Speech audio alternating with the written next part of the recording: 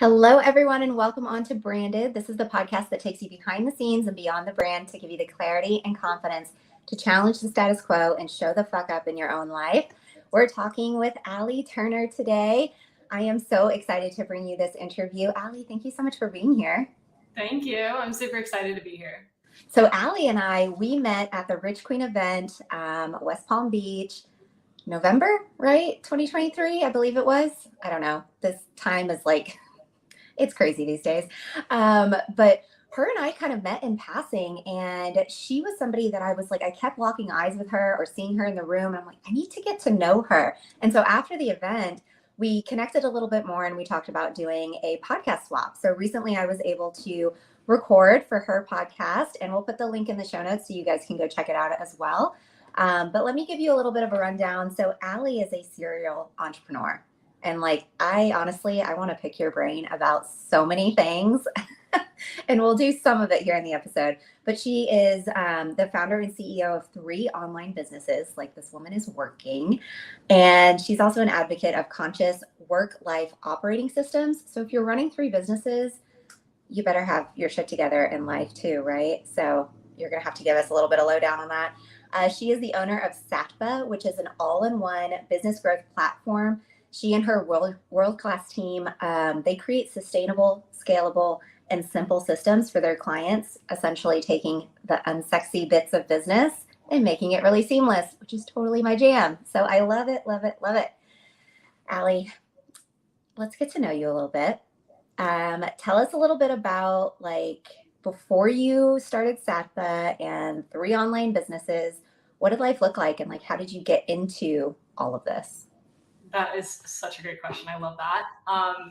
It's been a wild ride, I will say. I started my first business straight out of college. I knew I didn't want to do the whole corporate thing. I had to work for myself. I had to set my own schedule.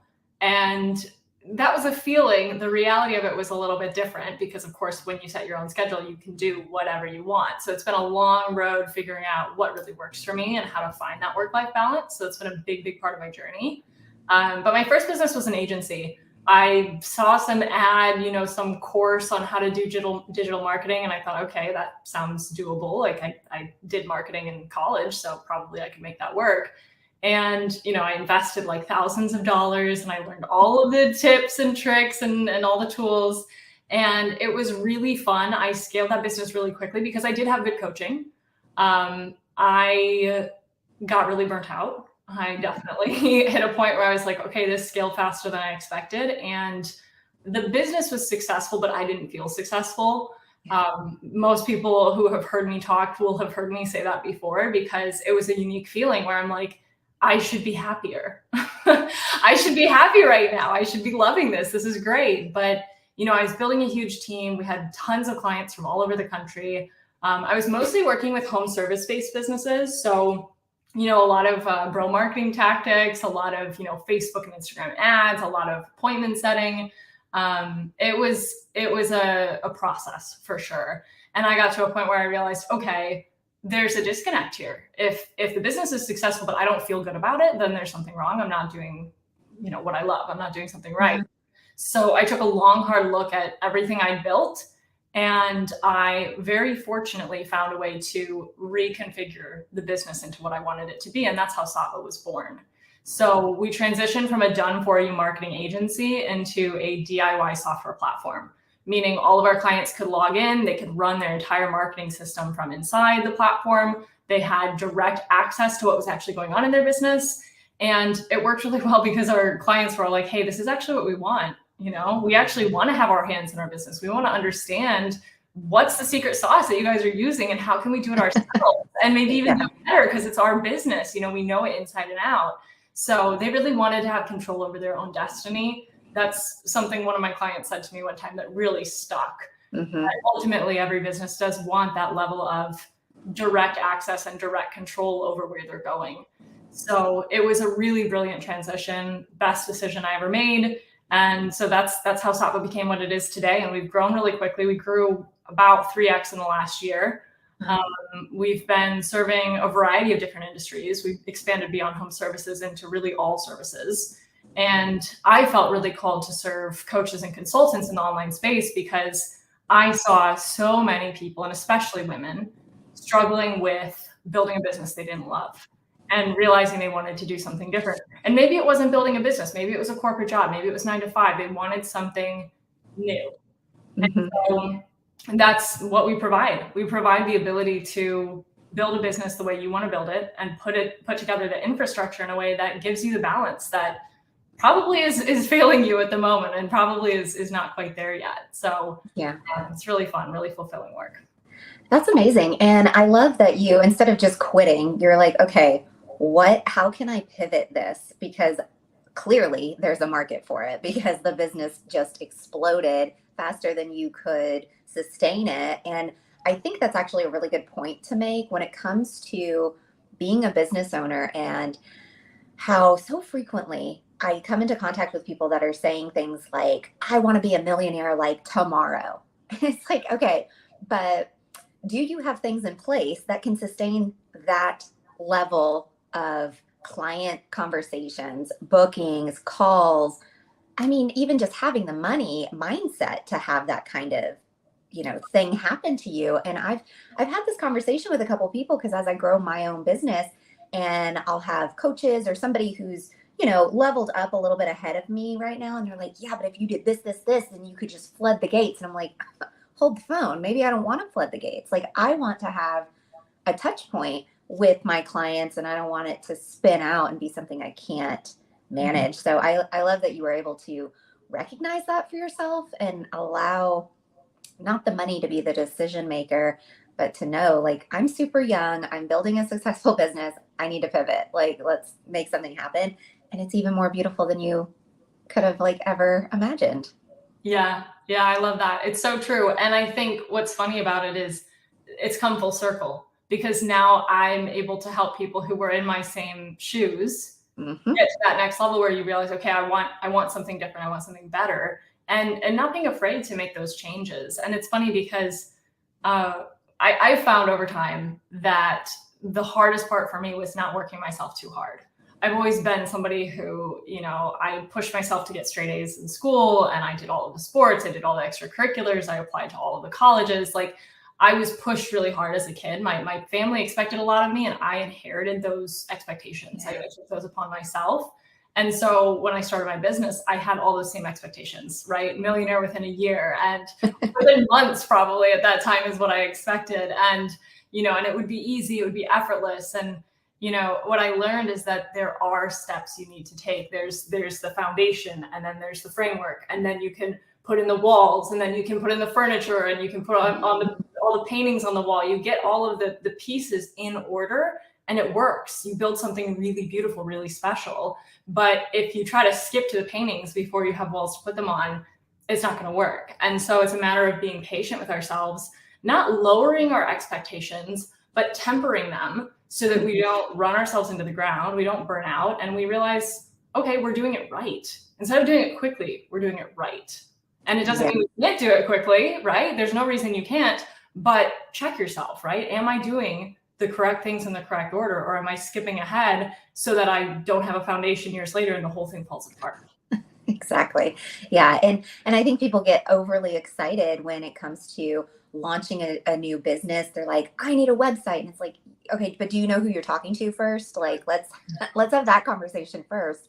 Because like you said, you've got to have that foundational support in your business. And I think that's what is so awesome about people getting involved in a platform like Satva from the get-go. And I've said this before, even before I was aware of like all-in-one platforms or any of the things. I was just using Aweber as like an email platform. But I would tell people all the time, start your email, like start opting in people to your email list before you're ready to send emails, before you're ready to do all the things. Like when you have one person on the list, because it's so much easier than having to backtrack and build that infrastructure out and that foundation. But if you can get it from the get-go, and I imagine with your platform, you have sort of probably levels of where business owners are at, and you're like, okay, here's the foundational stuff you guys need to really get in, and we'll migrate your business up into the other stuff when it's ready for it, right? Yeah. Yeah, so true. And what I see too often is not people don't want to stick with something long enough to make it work. There's this feeling in the online space of like, okay, I'm going to launch it, and if it doesn't go, I got to Yeah. come up with a whole new offer. I've got to come up with a whole new funnel, a whole new marketing strategy. And it's like, no, stick to one thing, right? Sell it on repeat. Learn how to sell it. The first few times you try to sell it, you're not going to sell it. It's not going to Right. sell, right? Like it's just not going to sell because you don't know what the heck you're doing yet. And if it Mm-hmm. does sell, great, but you can't expect it to just take off immediately. And you also can't give up when you've done it one time or two times or 5 times or 10 times and it hasn't worked yet. That's how you learn. You have to keep failing so that you learn what to do next. And what we do at Satva, it's so funny. We build those systems and the infrastructure to be able to do that. And we have so many people who come to us and say, okay, I want to do this offer, this offer, this offer, this offer. And I'm like, have you sold any of those yet? It's like, no, I have this in mind. I have this idea for this offer. It's like, okay, well, let's start with one thing. Let's get you an offer. Let's put it together. Let's sell it. Let's sell it again and again. And then we can start building on that and expanding the offer suite into multiple different things. But you have to become known for one thing at first. Otherwise, people don't know, okay, wait, she's talking about this, and now she's talking about this completely different topic, and it doesn't mesh. It doesn't jive in their brain. It's got to fit. And so it's always building blocks, right? We can't be building the entire business that's going to show up 3 years from now today. We have to have that in mind, but we start with step A. Yeah. Yeah, 100%. And I love that you mentioned that. It really is about getting very intentional about what is the offer that you're going to lead with. And it's okay if that eventually drops off, but you have to try it in order to even know if it's going to work or not.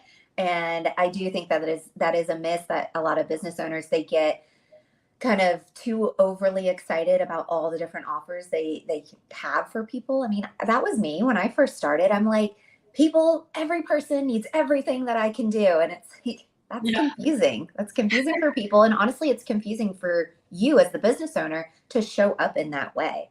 And I know whenever I decided to get really specific with my branding work and like what I was willing to do and not do, it meant that I was having better conversations. Like the right kind of people were seeing my content and responding to it. And then I, in turn, was having the right kind of people booking my consultation calls. Like it all just flowed, but you really have to create that intention from the get-go and not just like throw spaghetti at the wall and be like, okay, what's the thing that's going to stick, and have 10, 12 offers out there. And it's like, yeah, it's confusing for people.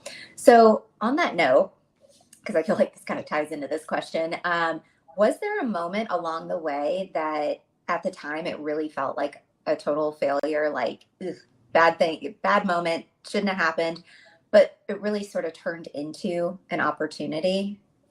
Yeah, that's a really great question. And yeah, it actually does tie into that.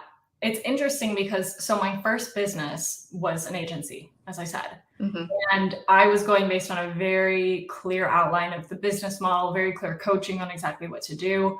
I chose an industry that I felt called to. I say home services because we did expand into, roofing and HVAC to some extent, but it was really mostly solar. I still work in the industry today. My other company is still in the industry. But solar really called my attention, called my energy because, hey, it's renewable, right? Save the planet. Let's help people out and, make some money in the process. Great. So I had a very specific offer. There was a very specific thing that these solar companies wanted. They wanted to sell more solar, right? Yeah. Very, very simple. It's not like coaching where your audience needs 20 different things from you, right? Mm-hmm. If you're a nutritionist, if you're like a health coach or something, they need dietary help. They need fitness help. They need workouts. They need a community to support them through. Like there's a million things that you could come up with as an offer. Right. But my first business, and it's funny because, in many ways it felt like I'm doing the wrong thing. And I spent all this time building this business model that I don't actually love. But looking back on it now, I can see how it taught me how to build something and stick to it, how to see what my audience actually needed. They needed people on their calendars to sell solar to. Yeah. So I had to focus 100% on that. I had to sell that offer over and over and over again. I had to talk to the same types of people all over the country, day in, day out on sales calls, and explain what we could do, how we could get them more appointments, how we could get them more deals. And the interesting thing too is that, it taught me to refine the offer because I would run it, I would sell it. Something would sell, I would close the deal. I would run it and I would figure out, okay, that worked pretty well. Maybe it was a retainer model. Maybe they're paying monthly for us to run their marketing for them. And it's flat rate no matter how many deals they close. And then we realized, okay, that works pretty well. But what if we also took a cut of the deals, performance-based? So then if we do like a hybrid retainer and performance, okay, that seems to work pretty well. Oh, it's selling better too, because it's less money up front. And we have, we have skin in the game. We have a stake in things. And then that sold really well. And then I'm thinking, okay, so how do we turn this into something even better? How do we do full performance? How do we earn commission on the deals that close? Like refining the offer. And that's what most people skip over in the coaching industry, because, now that Satva is really focused on coaches, consultants, and online service providers, there's this tendency to just go in a million different directions. And that's why I actually, even though at the time it felt like, okay, yeah, I'm doing the wrong thing, I need to change completely what I'm doing in my business. I learned so much from that experience. I learned how to stick to something, how to take rejection, how to deal with it when people weren't buying, how to deal with it when I was on sales calls 8 hours a day and nobody was buying, how to then refine the offer, refine my messaging, refine my scripting, figure out what would sell, deliver the offer. There's just so many things that go into it. Yeah. And if you don't give yourself breathing room to do that, you just say, oh, it didn't sell, on to the next thing. You never get that experience. And you're going to be 1 year, 2 years, 3 years in and realize you've just been spinning your wheels in a million different directions. So my biggest advice, I know this isn't an advice question. No, let's take it. Biggest advice is take something and stick to it, stick to it through the tough times, because we're so impatient. We're trained by society at this point to just expect instant gratification on everything that we do. And we have to let go of that. And we have to say, okay, I'm going to stick to this. That's grit. That's perseverance. That's, when the going gets tough, get tougher mentality, which, may be a bit outdated, but I think it's really, really useful still today.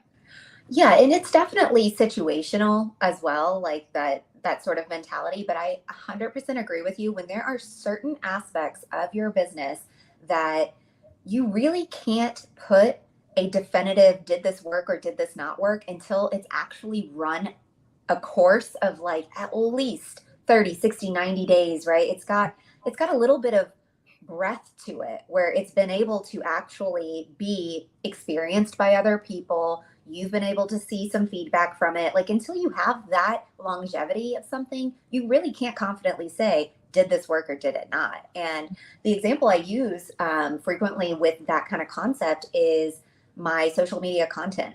January of 2023, I was like at the point where I was about to say, fuck it. I'm done posting on social. I'm so sick of it.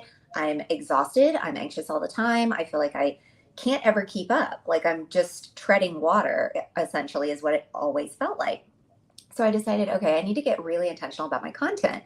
And I told myself, like, okay, Sarah, you're only going to post about these topics and you're going to do this for like 3 months and you're not going to veer off course. Now, of course, and in the process, I allowed myself to play a little bit and make some really small pivots, but I didn't go completely off into left field and like just ditch the promise that I made to myself. But in doing that, I discovered like, you don't have to post 7 days a week, multiple times a day.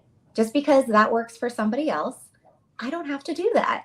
And it just evolved into me trusting myself more and giving myself permission to do what feels right for me in my business. And I do think that with the coaching industry kind of in this boom that it has been in since the pandemic, that you're right, there are so many coaches out there that just don't give themselves the opportunity to fully see their offers come to life before they just squash them and say, okay, well, I guess that didn't work.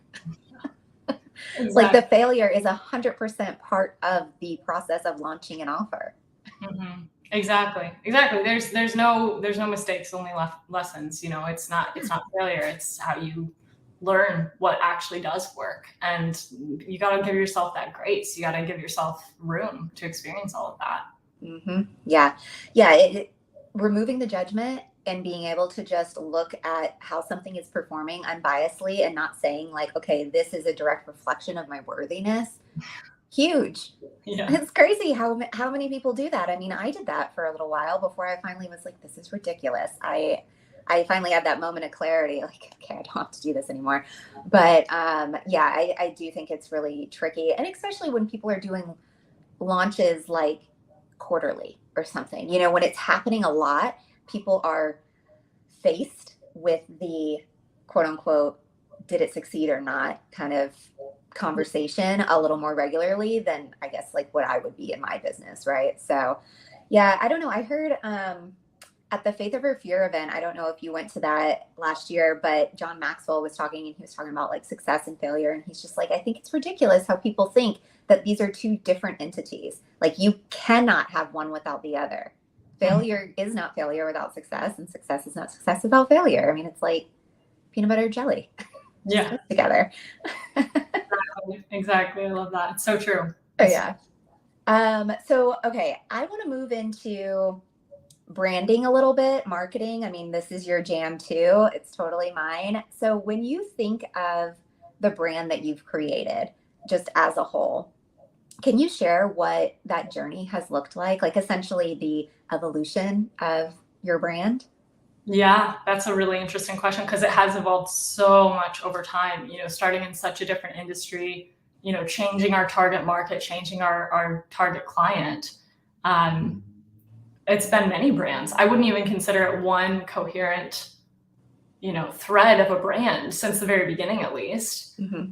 And now, it's interesting because I feel like the brand that we've built at this stage is like my favorite version of the brand. And yet, as we're talking about lessons and, the thought of failure, the thought of mistakes, or the thought of what we could have done better, I can also see how it's like it all led to this point. Yeah. It all led to where we are now, which is the most fulfilling place for me personally. It feels like me. It feels fun. It feels exciting. It feels like it's going to attract our ideal client, of course, but it also resonates with me personally, which I think I've struggled with that over the years because I built a brand that I thought would appeal to the target market I was working with, but that was all that was in my mind. That's all I was thinking about. And if that's all you're thinking about, you're not thinking about how you feel about it or what you're going to feel when you look at your website, when you look at your logo, when you know that people are out there seeing it and engaging with it. I think that counts equally as much as how it appears to your ideal client and what should target them, what should attract them. So I feel like there's finally a synergy there. There's a total balance there that feels really good and really refreshing. Oh, I love to hear that. That is the freaking goal. That, at least in my opinion, when it comes to branding your business, it's not about positioning your brand to manipulate your audience to buy the thing. Like for me, that's not how I see branding and marketing. Unfortunately, that is what a lot of marketing and advertising and whatnot, that's just every commercial you see or hear is essentially targeting your pain point and saying you need this because you have a problem. And so when I talk to a lot of business owners, I'm really, my job on that first consultation call is to like peel back those conditioned layers and say, okay, let's forget all the things that you think you know about marketing and advertising and why you should brand your business. And let's figure out a way to like allow you to fall in love with it too. It's not just about the client. Like you're the one who has to live in this business daily. And like you said, if you go to your own website and you're like, ugh, Yeah. that's nobody wants that. And why would you be excited to then work your business and share it and all of the things? And so, yeah, that the reason I like this question is because it really is like a passion of mine for people to understand that your brand is an evolution. Like as you grow and evolve as a human, your brand simultaneously will start to create its own sort of identity and entity in a sort, but it is a reflection of you. I mean, it has to be for it to be something that sustainably continues to grow as you grow. Otherwise, you end up outgrowing your business or the concepts or, whatever, and scrapping the whole thing because you're like, I don't even know where to begin anymore because this just isn't me. And I think a lot of people encounter that, rather than allowing it to just sort of pivot. And I love that you've gotten to experience that journey and at such a young age too, honestly, like you've experienced this huge shift at like such a young age that a lot of people that are in their 40s, 50s, 60s, like they're just at the beginning stages of their journey. And I'm curious about that actually. When you're having client conversations, Is that something that comes up sometimes where they're like, you're so young, how do you have all of this experience and knowledge at stuff? This is just a one-off question that I have. Yeah, yeah, no, that's a funny question. It does come up. It comes up often. People don't really know how old I am either. It's not like it's something I advertise, which now I feel like I have to say I'm 25, you know, I mean, you don't have to, like yeah. on the edge of their seat trying to figure it out. But yeah, I think people don't really know. You know, I work with a lot of people, especially in my other business. I work with a lot of people who are, you know, 45, 50 plus, you know, and have been in their industry for decades, you know, decades of experience. And that's where I got my start, working with people who were very well established, you know, Fortune 500 companies, Fortune 100 companies, just very experienced people. And it forced me to grow up quickly, you know, to put it simply. I mean, I also tend to spend time with people who are older than me. I was so excited to grow up when I was a teenager. You know, I was just one of those people that wanted to get things going, just like get moving. You know, I'm over the whole high school thing. I don't want to mess around with this. I don't want to mess around with college. I want to like get out in the world and do stuff. So, Yeah. so it doesn't come up that often, but sometimes if somebody recognizes, especially the people who are, you know, 40, 50, 60, they come to me and they're like, wait a minute, you did this? You're 25? I'm like, well, yeah, I just have high expectations of myself, I guess. You know, it doesn't feel foreign to me, but sometimes people point it out and I think, oh yeah, I guess so. Well, I think what's unique about it is that you decided to follow like your intuition and knowing that you didn't want to experience having a job like from the get-go. Most people are so conditioned to be like, well, I have to at least try to have a quote unquote career Yeah. before I try to do the thing that I really want to do. That's usually the unfortunate narration of life that happens. I mean, that's what happened with me, honestly. And I'm 36, so I'm a decade older than you. But I've always kind of been the same way. Whenever I was like, my mom used to say, "What are you, 7 going on 17? Like, cool it, you know?" Like, I was always a little too mature for my age, like the way I would speak. And yeah, even as an adult, like my best friend, she's 60. Like, age is just.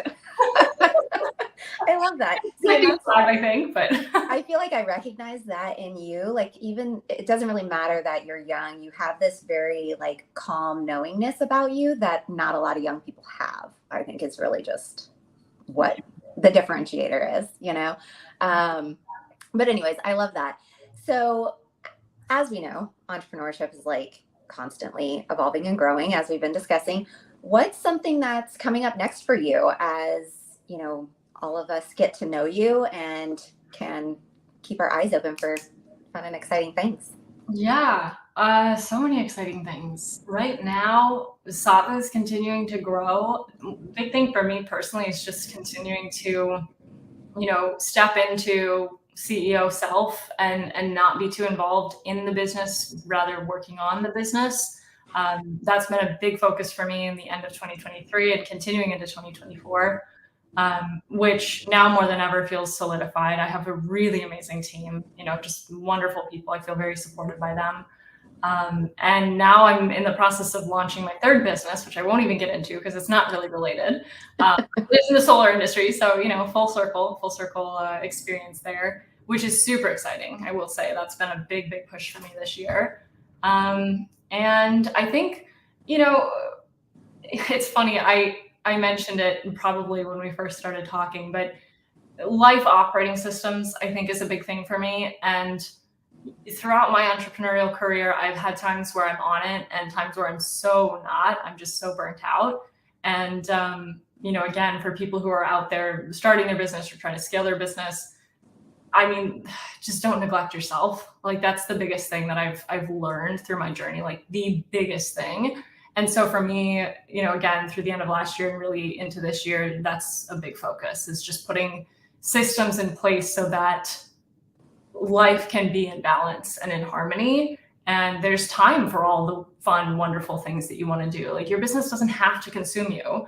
Yes, I wake up at 5 a.m. every day and want to work on my business. And I wake up literally thinking about my business. Same. Right. It's like, it's exciting and it's fun and it should consume you to some extent because you're passionate about it, but it shouldn't consume you to the extent that you're burnt out and exhausted. And I think personally, there's so many different people saying so many different things about how you have to have a 5-hour morning routine and you have to walk barefoot on the ground and you have to cold plunge and all of these different things, and do whatever feels good to you is what I would say. But at the end of the day, it comes down to checking yourself, right? What am I doing? What is my routine?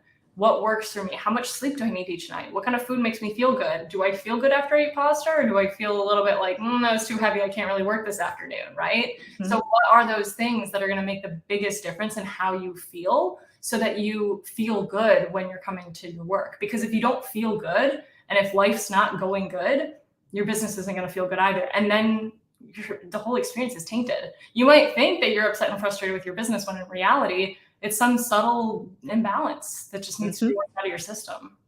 Oh, 100%. I'm so glad you said that you brought it back to the life work like balance, because it is a constant struggle, and it comes down to awareness, being aware of the things that make you feel good and the things that don't. And I am constantly having to, so that's the thing with, like, you reach this level of awareness and clarity.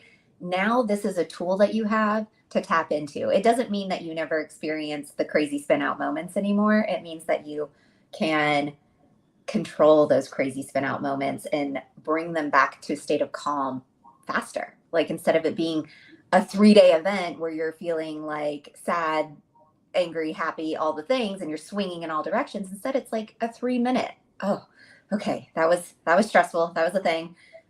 Now I'm back to me, or go take a walk or whatever. So yeah, I'm so glad you mentioned that. And on that topic, actually, as we wrap up, can you share some of, like, just an overarching concept of what it is, how you guys take the unsexy and you make it seamless? Because anybody listening to this is going to have a chance to book a CEO strategy call with Allie, and she obviously knows her shit. So I want her to kind of give a brief overview of what that process looks like. Yeah, I love that. It's really going from chaos to clarity. It's going from, total haphazard mess, feeling overwhelmed, stuck, exhausted, burnt out in your business, to simple, clean clarity, simple, streamlined systems. And it's funny because I am a female entrepreneur, and there's a lot of, noise, not bad noise, but just noise, sound out there in the online space around being in flow and doing what feels good, and just, moving with the tides to some extent. And that's what people consider feminine entrepreneurship to be. But I personally feel that even though systems have a bit of a masculine energy to them, structure, systems, and processes and all of that stuff, it allows the feminine to be free. Yes. And so systems actually are, in my opinion, really fucking sexy, because then you have time for self-care. You feel supported in your business. You feel safe knowing that if somebody goes out and buys your program, everything's going to happen. They're going to fall down that waterfall. They're going to get the email. They're going to get access. They're going to go in. They're going to be happy. You didn't have to touch anything. So feeling supported, feeling secure in your business comes from having systems in place. Same thing in your life. If you wake up every day and you don't know what you're working on, you don't know, what's today going to bring? What's my goal for the day? What's my priority? And you're just kind of floating through life, responding to messages on social media, posting some content, floating between Slack and Zoom and Facebook and spinning your wheels hours on end, task to task, distraction to distraction. Nothing actually gets done. So systems in your life to manage your tasks, your projects, your goals, as well as systems in your business to manage your offers, your sales, your clients, really, really important. And yes, there's a masculine energy to it. And yes, there's some resistance to it typically, but that resistance is coming up because it's going to change things for you. You know that it's a chance to level up. And that's where we come in and hold your hand and make it easy and make it painless, so that you don't have to go around and figure it all out yourself and take 6 or 12 months to do it. Oh, 100%. Yeah. I love that. I love the business that you have. It's very, very aligned with what I do with my clients, because I'm like you. I love the feminine side of things, right? I love it, but it's not about sitting back and doing nothing and being like, oh, life's just going to happen for me. That's not what it is. And I have this sort of love-hate relationship with automation, because on the one hand, the systems aspect of automation, I'm like, oh, chef's kiss. It's amazing. Like, how do you live your life and run your business without it? knowing that someone's going to get a confirmation email or text whenever they do a thing that you want them to do. Like that frees your mind of any stress and knowing that this person's being taken care of. And you can come back in as the human behind the automation and say, hey, did you enjoy that thing? Like, so it's merging the two together and having that harmony. And I love that that's such an important aspect of your business. And that's why I just vibe with you. Yeah, I know. Same page. Exactly. Because it's not fun to go in and set up your email sequence, right? It's not oh my God, workflow, right? It's like the most boring part of your day. Yeah. But it feels, exactly. It's so amazing. It feels really freaking good when it's done. Yeah. Oh yeah, man. The level of accomplishment when I am done, like building a website and mapping it to everything, I'm like, holy shit, did I just do that? That's like that's gonna make or break somebody's business right there. Like it's crazy. Anything you'd like to add as we sign off? I'm loving this conversation. Yeah, I'm feeling so satisfied with this conversation. It was amazing. And, I know your audience will benefit so much from everything that you do. And I'm glad that we had this conversation and that they could hear it. So if anybody needs anything, obviously I'm here. I'd love to connect with anybody in the audience who wants to connect. And again, my biggest advice, simplify and keep yourself sane. I love it. We need more cheerleaders saying simplify your processes and keep yourself sane. I love it. Thank you so much, Allie. All right, y'all, until next time, check the show notes, get your CEO strategy call booked, and we'll see you on the next show. Thank you so much for listening to Branded, the podcast.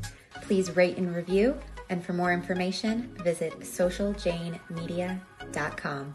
I'll see you soon.